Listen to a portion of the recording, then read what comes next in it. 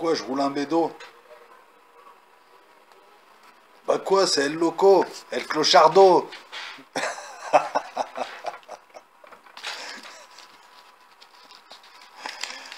Ça va tout le monde? Jean-Jean, là, je sais pas comment tu t'appelles, là, sorti de sa forêt. Remets ta muselière, hein. Je t'ai banni parce que... Putain, mais vous faites comment, les gars? Alors, il faut savoir que je reçois peut-être 150, 200 postes d'insultes par jour. Mais tu sais, mais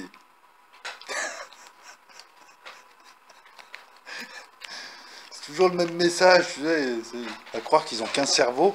Mais lui, Jean-Jean, il est... Eh non, je peux pas te faire passer, tu vas faire peur à mes abonnés, ça. Non, tu remets ta muselière, tu rentres dans ta forêt, là.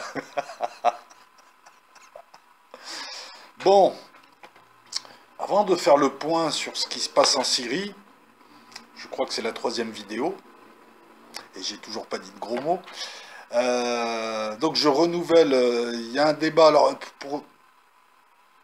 j'attends une box là, j'attends une connexion sécurisée, un bon truc.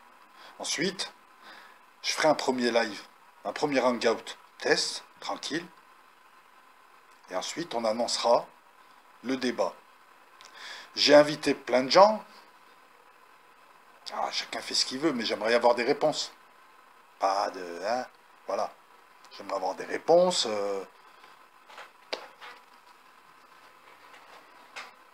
Vous prétendez avoir des idées, ben venez les défendre. Après, ceux qui me parlent du Discord, machin, mais je comprends pas votre truc de Discord. Tout le monde sait que c'est un traquenard, et moi je veux un débat, un hangout, dans un cadre maîtrisé. Après, si tu veux, j'irai dans tes lives. Je veux un débat parce qu'il y a des gens qui veulent, qui me le demandent, il y a des gens qui vont venir, etc. Donc pourquoi vous fuyez la Rivaldi, tout ça? Vous venez me dire, viens dans le Discord. Tu sais, on dirait des gosses qui ont fait un trou, qui ont mis une paillasse dessus, et qui vont voir l'instituteur et qui essayent de le piéger pour qu'il passe, qu'il mette le pied sur la paillasse, qu'il tombe dans le trou, quoi. Arrêtez, les gars. Vous avez des idées? Vous voulez vous exprimer? Ben, venez les défendre avec moi. On sera plusieurs. Le débat sera tranquille, mais voilà, moi je veux entendre vos idées, là, vos trucs, parce que vous êtes plein de contradictions. Déjà, vous comprenez pas ce qu'on vous dit, vous répondez à côté, vous passez de l'un à l'autre, etc. Il y en a très peu. Voilà, donc c'est très simple. Tous les gens là que j'ai cités, vous pouvez venir en débat. Maintenant, s'il y a des gens qui sont sympathisants de ces groupes-là, que moi j'estime être une escroquerie, ben vous pouvez venir débattre. Ce ne sera pas un traquenard chez moi. Voilà. Moi, je veux un débat pédagogique, je veux que tout le monde écoute un peu ce qu'on a à dire, nous, hein, parce qu'on en a marre d'entendre parler des gens, de voir des gens parler de nous, sans nous connaître, ou alors de mauvaise foi, etc., etc. Je ne parle même pas des haineux, tout ça et tout, parce que je pense que c'est des haineux à titre individuel.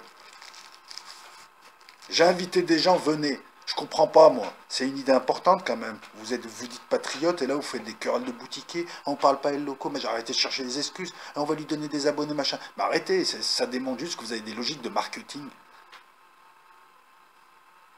Allez, je lance un débat, l'autre il me propose un truc derrière et l'autre on dirait que vous voulez noyer le poisson. Venez, posez vos idées, soumettre vos idées. Moi j'ai envie d'en parler, moi, de vos idées là. Malsaines, contradictoires. Et je pense qu'il y a beaucoup de gens qui sont chez vous qui ont besoin aussi d'entendre ce que j'ai à leur dire.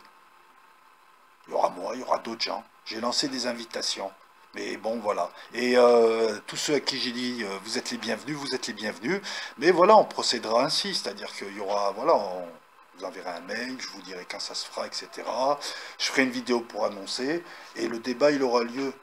J'invite des gens. Soit vous me dites je veux pas venir, ça s'appelle le respect. Soit, mais il n'y a pas besoin d'eux, de relancer des lives à côté où ils invitent d'autres gens qui parlent, je sais pas, on n'est pas interchangeable.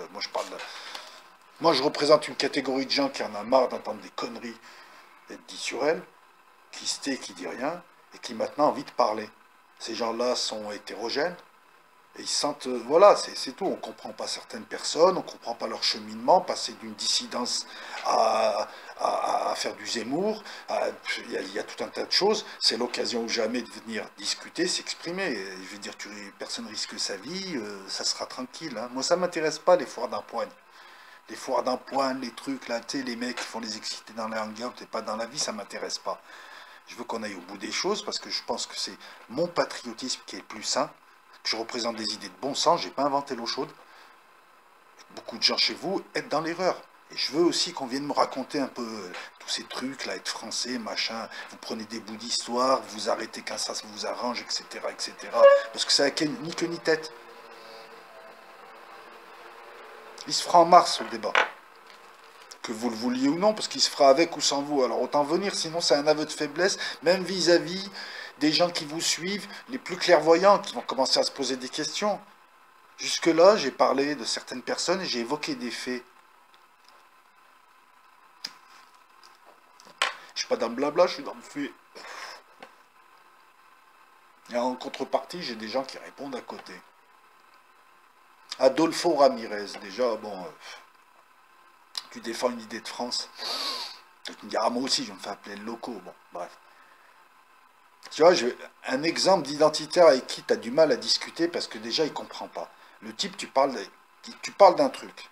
Il arrive, il te parle de Bouteflika. En disant, les Algériens de France ont voté Bouteflika parce qu'ils étaient anti-France.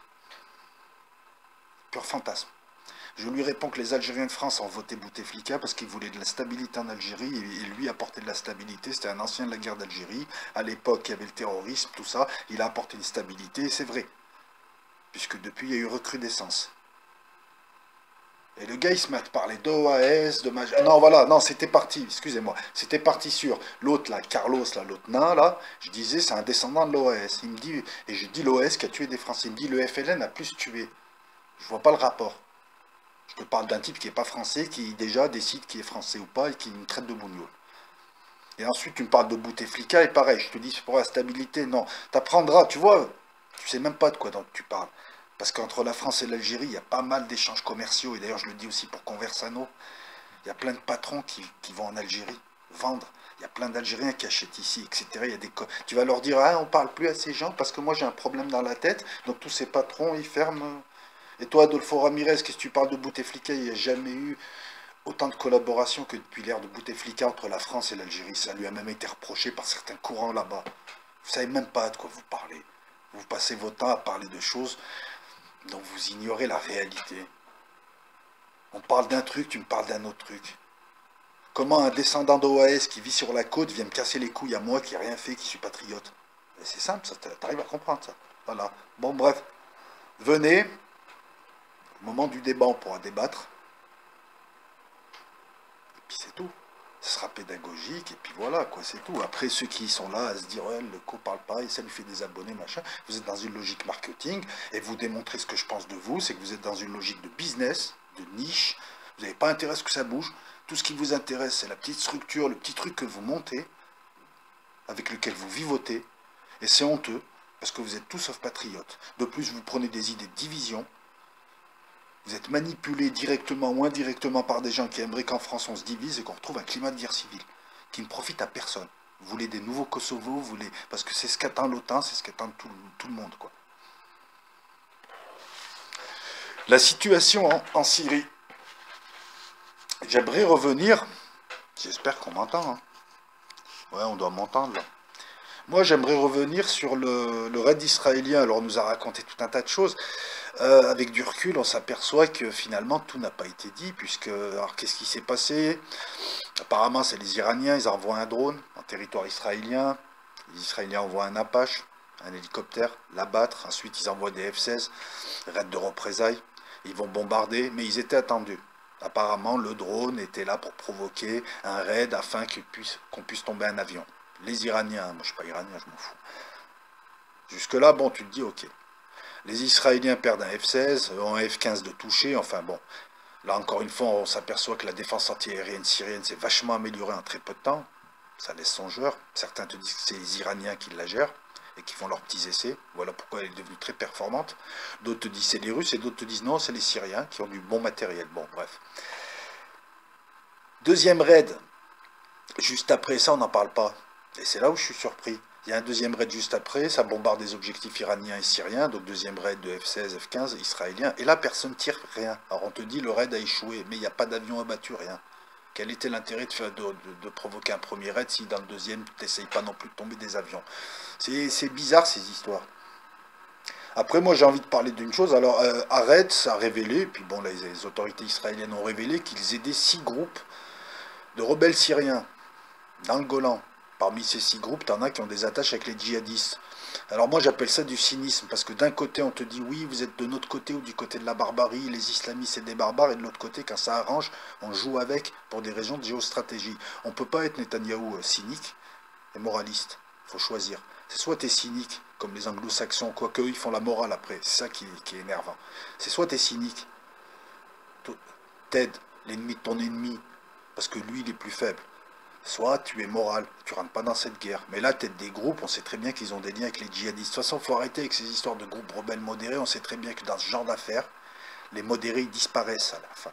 C'est toujours les extrêmes.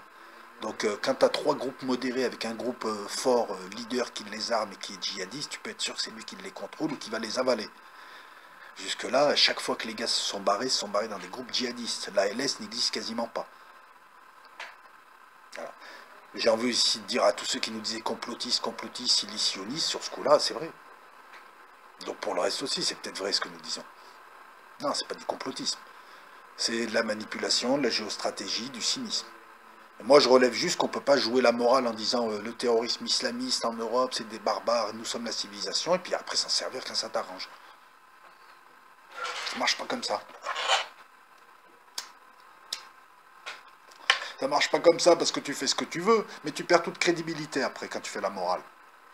Parce que tu deviens une partie au conflit, une partie vicelarde au conflit, comme les autres parties. Et donc quelque part, à court terme, tu as été un gros malin, mais à moyen et à long terme, tu as affaibli ta cause, parce qu'on va dire non, mais c'est un cynique lui finalement. On te croira moins, tu es moins crédible. Alors qu'un type qui est moral de bout en bout, quand il ouvrira sa gueule, il sera crédible. On dira, il l'a toujours été, c'est un casse-couille, ouais, il passe le temps à faire la morale, ils se prennent pour la civilisation, mais enfin, bon, en même temps, ouais. Surtout quel est l'intérêt des groupes qui sont en train de perdre? Elle est là aussi, sur un plan technique, quel est l'intérêt de...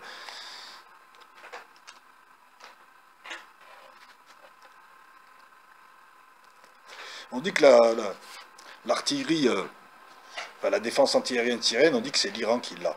Ben, l'Iran vient de déclarer officiellement qu'elle avait des sites, qu'elle avait une activité balistique en Syrie, qu'elle fabriquait une usine, des sites de missiles pour pouvoir les lancer. Le face-à-face avec Israël se précise. La prophétie aussi, une prophétie, je crois, allez voir le Rav Ron Chaya qui en parle, je crois que c'est lui, une prophétie comme quoi les Perses seraient à la porte d'Israël, juste lors des guerres de Gog et Magog. Ça se réalise aussi. Après, c'est pour ça qu'on peut comprendre les raids israéliens, on peut les comprendre là, parce qu'en fait, c'est un petit pays, ils ont 3 fronts. Le front nord, Liban, le front du Golan et le front de Gaza. Moi, je pense qu'ils auraient pu s'éviter le front du Golan, parce que finalement, au final, c'est les Iraniens qui sont à la porte. Donc là, qu'est-ce qu'ils risquent, malgré tout leur armement? Une saturation de leur défense antimissile et des grosses pertes, parce que le territoire est petit, il y a des sites, tu peux toucher des sites chimiques, tu peux toucher Dimona, tu peux toucher plein de trucs et tout. Donc même s'ils se défendent, il y aura des missiles. Si tu prends 100 000 missiles, tu vas en arrêter combien? 50 000, 60 000? Les autres? Donc voilà pourquoi ils font des raids. J'essaye d'expliquer, je prends pas parti, je m'en fous en fait. J'essaye d'expliquer. Quand tu sais que l'Iran a 20 000 hommes en Syrie, ils sont maintenant au nord, à Afrin, hein, parce qu'il y a des missiles, des missiles aussi sûrement, des milices iraniennes qui montent au nord. Donc finalement, voilà, je m'interroge sur la politique Netanyahou, qui, bon, eschatologiquement, c'est parfait ce qui se passe là, parce que voilà, Soleimani, 20 000 hommes, tout un tas de gens, des missiles, tout ça, de l'autre côté, ils sont prêts aussi, tous les fronts sont prêts, etc. On a la prophétie. Mais sur un plan de politique pure ou stratégique, Netanyahou, c'est une bille aussi, hein, c'est une sorte d'Erdogan un peu sur ce coup. Parce que finalement, voilà, ça c'est limite les raids. Tu vas faire des raids, tu fais des raids. L'Iran, elle est là, ils ont des missiles, ils sont de plus en plus nombreux. Tu fais des raids, tu réussis. Mais après, qu'est-ce que tu fais? Chaque jour, ils sont plus forts. Qu'est-ce que tu fais? Alors, peut-être que s'il n'y avait pas eu la Syrie, les Iraniens, ils ne seraient pas là, quoi. Quelque part, franchement...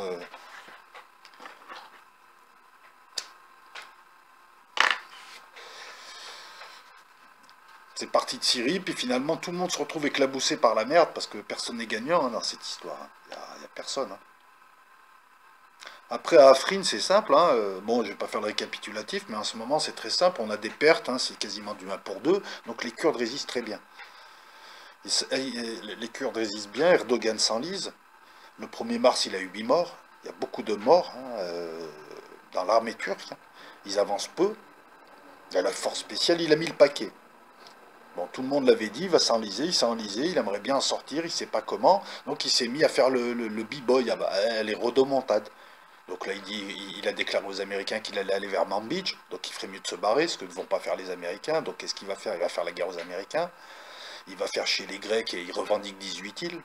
Il a quasiment une vision expansionniste un peu partout, il veut récupérer un bout de la Grèce. Non mais le mec, c'est le Adolf Hitler du kebab, non mais c'est n'importe quoi, le mec, et tout. Et fuite en avant, ce gars-là, il va aller dans une fuite en avant, il est en train de mettre son pays dans la merde, et contrairement à ce qu'on me dit, les indicateurs économiques sont vraiment pas au beau fixe cette année, l'année dernière, à cause de tout ça, justement. Voilà. Après, c'est Bachar devait envoyer ses troupes, alors je sais pas trop, moi, cette histoire. Parce que Bachar, s'il jouait pas, il gagnait. Maintenant, il se met à envoyer des troupes. Alors, il a envoyé des cantonniers, hein, excusez-moi. Alors, je pense qu'il n'a pas voulu dégarnir. Il doit lui rester 100 000 hommes en état de combattre, à tout casser. Il n'a pas voulu dégarnir les autres fronts parce qu'il en profite pour récupérer la Ghouta. Lui, c'est ce qui l'intéresse. C'est stabiliser la situation et on va en parler. Donc il a envoyé des cantonniers dans des milices, sur des Iraniens, il y aura un peu de tout. Enfin bref, des milices. Le problème c'est qu'elles sont arrivées le premier jour, elles se sont barrées parce qu'elles se sont fait bombarder. Et depuis elles ont des grosses pertes aussi. Donc Bachar al-Assad, je comprends pas bien ce qu'il fait. Parce que là il envoie des troupes à lui. Soit il jouait pas, il laissait les deux côtés, ils allaient en finir, il allait gagner, il allait récupérer. Si les Turcs prenaient Afrin, ils allaient lui rendre. Et il l'aurait fait, mais là je comprends pas trop. En plus je comprends pas s'il dirige vraiment le pays ou pas. J'ai l'impression que c'est Poutine, mais ça on va en parler aussi. La Russie c'est pareil, elle regarde et elle laisse faire, hein. Si la Russie avait dit non, à un moment donné pendant 3 jours ils ont empêché les avions turcs de passer. Ils n'ont pas eu l'autorisation, les Turcs qui sont pas rentrés. Donc la Russie a laissé faire à Afrin aussi. Soyons pas hypocrites, c'est des cyniques pareil. Les Américains ont laissé faire, les Russes ont laissé faire. Et les Kurdes commencent à se poser des questions. Une bonne partie des Kurdes veut discuter avec Assad. Et les Kurdes, là, ils sont vaillants, ils résistent bien. Donc, quand est-ce que les Kurdes vont comprendre qu'il faut capitaliser avec Assad, parce que votre vaillance là, militaire, vous pouvez la capitaliser en obtenant une bonne autonomie, mais en restant syrien. Et en arrêtant de donner un prétexte aux Américains pour rester. Et en virant leur base. Parce que votre voisin, il ne va pas vous trahir. Les Américains, ils vont vous trahir. Ils s'en foutent de vous. Ils servent de vous comme pion, comme prétexte. D'ailleurs, beaucoup d'entre vous le disent. Donc, je suis content de l'entendre et de le lire. Ouais, donc voilà, donc après, Bachar al-Assad fait vraiment la guerre à la Turquie. Bon, il a envoyé des milices, mais elles ont quand même, à deux reprises, pris une cinquantaine de morts sur des bombardements turcs. Alors la Russie, elle fait la... Pareil, c'est du pipeau, la Russie, c'est du pipeau ce qu'ils font. C'est la Russie qui distribue les tickets d'entrée dans le ciel syrien. Ils laissent faire, ils laissent pas faire. Toi, tu rentres, toi, tu peux pas rentrer. J'ai l'impression que c'est Poutine qui dirige la Syrie. Il est là, il fait ses affaires sur le dos des Syriens. Ouais, il a aidé, mais au sol, c'est pas lui qui a aidé. Au sol, c'est le Hezbollah et les Iraniens au sol. C'est en l'air qu'il a aidé. Puis il a empêché un peu que les Américains de rentrer plus, parce que les Américains comptent attaquer directement les Syriens. Alors là, on a vu arriver des Su-57, des avions hyper modernes, furtifs, tout ça, tout ça. On a vu arriver des Su-35, on a vu arriver une sorte d'AWACS, hein, c'est pas, ça s'appelle pas un AWACS, mais c'est une flotte aérienne. On s'est posé des questions. Est-ce que c'est pour tester les Su-57 qui doivent être mis en service l'an prochain et qui sont des avions de dernière génération, qui doivent faire la nique au F-22 et au F-35? Ou est-ce que c'est un message qu'ils font passer? Et on a un député qui est président de la commission militaire à la Douma, qui dit clairement que les Su-57 sont là pour expliquer à certains voisins que le ciel syrien, c'était pas open bar, et il s'adressait aux Israéliens. Donc on veut nous faire croire qu'ils adressent un message aux Israéliens, mais en même temps les Russes, à chaque fois qu'ils ont voulu empêcher les Israéliens de rentrer en Syrie, ils l'ont fait. Ils ont envoyé des avions, les Israéliens se sont barrés. Comme en 2015 où ils ont envoyé des Su-30 et les avions israéliens ont rebroussé chemin. D'ailleurs les Israéliens ne rentrent même plus en Syrie. Quasiment pas. Parce que quand ils tirent des missiles, très souvent ils les tirent de... Enfin bon bref. Ils les tirent hors territoire. Donc est-ce que la Russie fait semblant d'être mécontente de ce que font les Israéliens, ou elle joue un jeu, encore une fois, je sais pas. Moi ce que je sais c'est que les Su-57 là-bas vont être testés au combat, ils vont faire 3 bombardements. Il y a déjà des F-22 et des B-2 là-bas, c'est aussi une manière de dire peut-être que, parce qu'il y a eu 2 frappes contre l'armée syrienne et des mercenaires russes. Il y a eu plus de 500 morts, 600 morts je crois, si on additionne les deux, par l'armée américaine à l'Est. L'armée américaine empêche l'armée syrienne d'avancer et de traverser l'Euphrate. Non, mais et de récupérer leurs terres. Donc il y a eu ça. Est-ce que c'est pour répondre à ça, pour dire aux Américains, nous aussi, parce que c'est des F-22 qui ont bombardé. Nous aussi, on peut se défendre. Est-ce que c'est une montée en puissance pour la future guerre, enfin la finale, quoi, de Gog, prince de Magog? J'ai du mal à interpréter, d'autant plus que là, Poutine a fait une annonce cette semaine, la semaine dernière, sur ces missiles hypersoniques qui peuvent changer de trajectoire, qu'aucune défense antimissile peut arrêter. Et Thierry Meyssan nous annonce que l'armée russe serait à la Ghouta. Ah là, c'est l'armée russe, l'armée de terre. Alors qu'il était censé ne pas déployer de troupes. On avait des contractuels, on avait des mercenaires, mais il n'y avait pas de troupes. Et ça, c'est un signe fort. Pourquoi la Ghouta? Parce qu'ils veulent absolument reprendre la Ghouta. La Ghouta, c'est quoi? C'est le 93 collé à Paris. Paris, c'est Damas. Dans le 93, tu as 400 000 habitants. Beaucoup veulent se barrer, mais ils ne peuvent pas. Piégés par 10 000 types et leurs familles qui tirent, qui bombardent, qui passent leur temps à bombarder. Ça, la presse ne te le dit pas. Chaque jour, ils bombardent. Ils balancent des dizaines, des vingtaines de missiles, de ce qu'ils ont. Tout ce qu'ils peuvent bombarder sur Damas. Donc là, les Syriens, le gouvernement syrien veut reprendre cette zone. Et il avance doucement et il a beaucoup de pertes. Ce qui montre qu'il ne massacre pas sa population. Sinon, je veux dire, il avancerait sans perte, il se contenterait d'eux. Après, il y a des pertes, effectivement. Il faut savoir qu'il y a une trêve humanitaire qui a été négociée. Ce que la presse ne te dit pas, c'est que ceux qui empêchent à cette trêve et à l'aide de s'acheminer durant cette trêve, ce sont les pseudo-rebelles. Il faut savoir que parmi tous ces groupes rebelles, vous pouvez le voir sur Internet vous-même, il y a beaucoup de groupes djihadistes. Et on voit arriver à nouveau, on voit revenir les accusations d'attaques chimiques contre Bachar el-Assad, les menaces de frappe et le Drian qui bouge de partout. Vous savez pourquoi? Parce qu'il y a des forces spéciales françaises, il y a la DGSE, il y a le MI6 qui sont là-bas et qui aident ces rebelles djihadistes. C'est bizarre, on aide des rebelles djihadistes en Syrie et ici on les affronte en Europe. Bravo, haute trahison ça. Voilà pourquoi il s'affole le Drian. Et il menace de frapper. Le problème c'est que Trump il veut pas frapper, il s'en fout. En fait, Trump, on ne sait même pas ce qu'il veut d'ailleurs, parce que de toute façon, ils ont 1000 centres de décision aux USA. Donc quand il y en a un qui décide un truc, l'autre il dit non, l'autre il dit oui, l'autre il le fait. C'est... Le gaz, il n'est pas vraiment président, quoi, je veux dire. Donc j'ai envie de dire à Le Drian, tu vas bombarder comment avec le chevalier Paul, le Charles de Gaulle qui est rentré là? Passer encore pour un Charlot? Tu peux pas parce qu'il y a l'armée russe qui est rentrée à la Ghouta. Ils veulent reprendre la Ghouta. Donc ça veut dire que tu vas taper l'armée russe. Tu vas prendre une raclée. Puis je te rappelle que toute l'armée de terre tient dans le Stade de France. Ça parle de frappe aérienne et ça se ridiculise encore.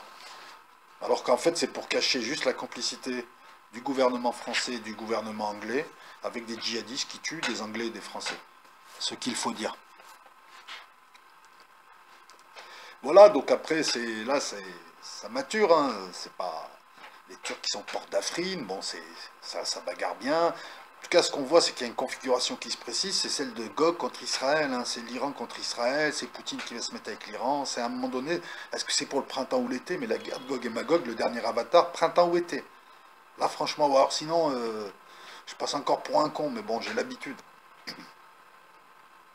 Après, les USA, on voit bien que c'est des traites. Ils sont avec les Turcs, ils sont avec les Kurdes, ils sont avec personne, ils sont avec tout le monde. Voilà. Et qu'est-ce qu'ils font au mépris du droit international en Syrie, alors que personne ne veut d'eux? Il y a une bonne partie des Kurdes qui sont divisés. Leur seule excuse, c'est Daesh, c'est eux qui l'ont créé, c'est eux qui l'ont fait grossir et qui l'ont ramené. Le pompier pyromane, tout le monde le sait, quoi. Par la presse française. Erdogan, il est en train de se perdre. Ce gars-là, ça va mal finir pour lui. Il n'y a personne qui peut se le blairer, je dis comme ça, il n'y a personne qui peut se le blairer, et le gars il pète de plus en plus haut, mais on voit bien, tu vois, l'armée turque, quatrième armée du monde, eh ben, elle s'enlise là. Je vous ai dit que c'était des guerres, c'est asymétrique, c'est pas...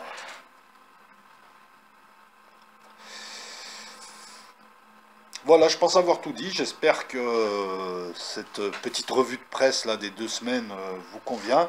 Rien ne vous empêche d'aller voir certains sites, hein. Vous avez des sites sympas, hein. Moi, je vais sur OPEC, je vais sur le site officiel syrien, je vais sur Almanar, je vais sur tous les sites possibles, hein, Arrête.